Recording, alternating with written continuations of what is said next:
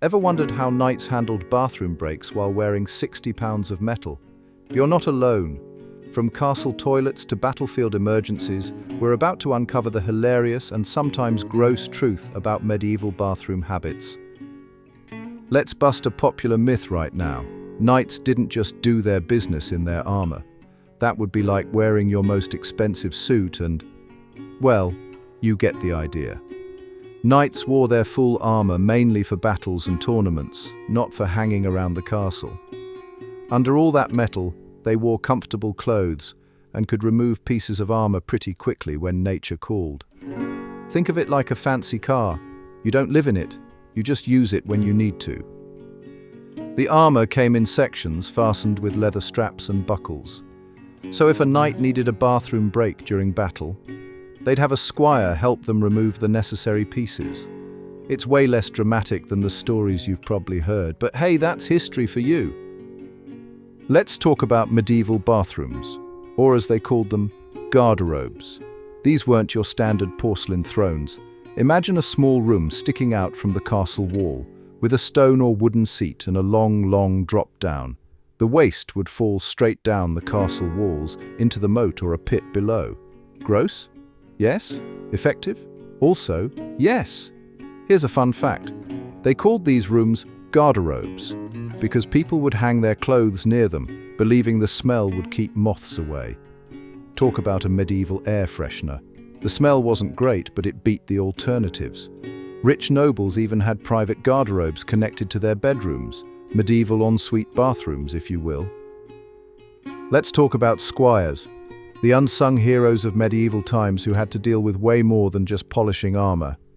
These teenagers weren't just apprentice knights.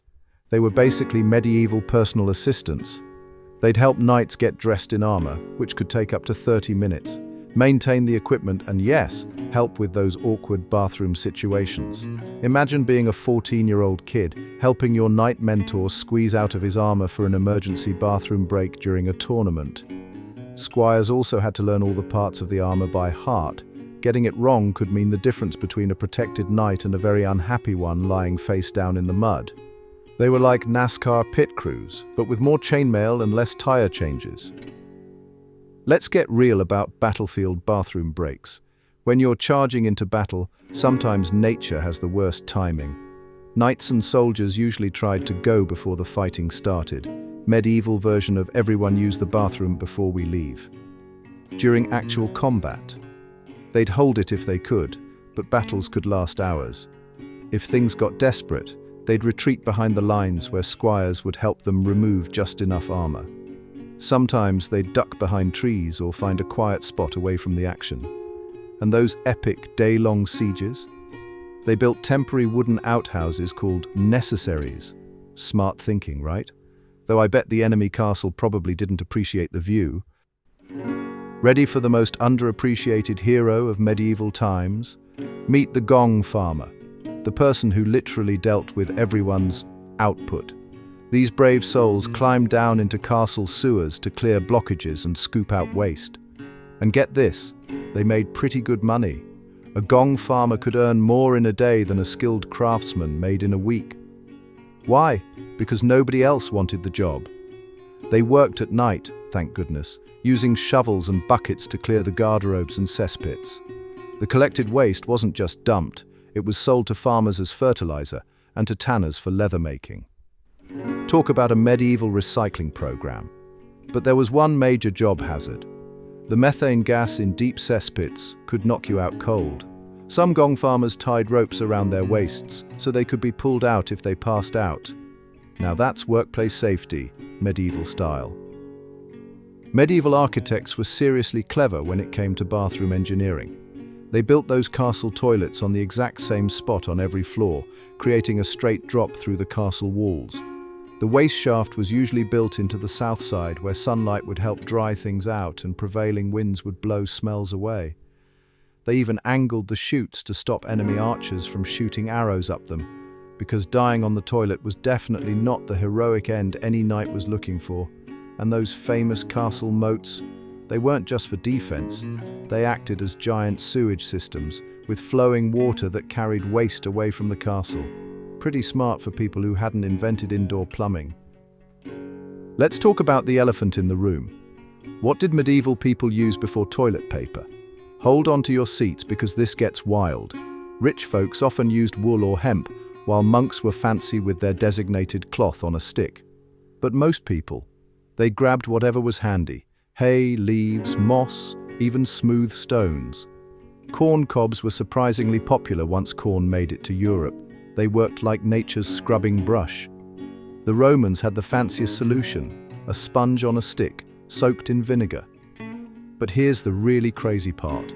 They shared these sticks in public bathrooms, and you thought public restrooms today were bad. I'll never complain about cheap toilet paper again. You might think history books only cover the glorious moments, but sometimes they capture some pretty awkward situations too. Take the Battle of Falkirk in 1298. An English knight got so desperate during the fight, he retreated to handle business, and missed the entire battle.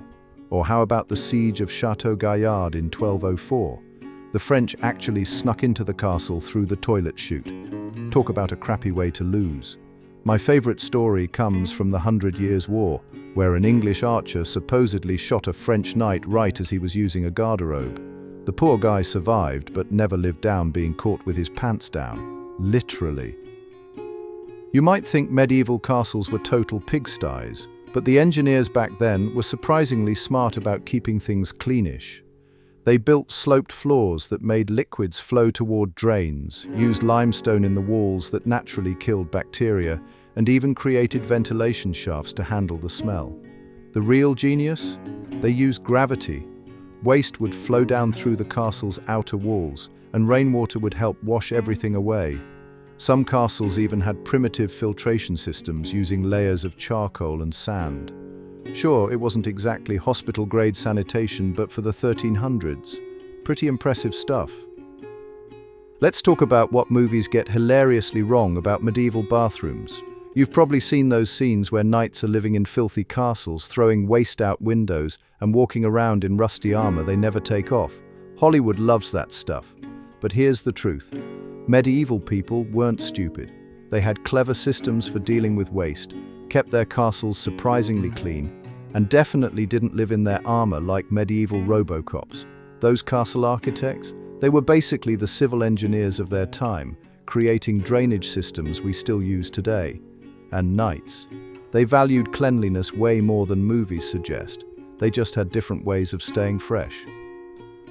Well, there you have it, the real scoop on medieval bathroom breaks. Who knew knights were so practical about potty time? If you enjoyed this weird slice of history, smash that like button and subscribe for more fascinating historical facts. Share with your history-loving friends.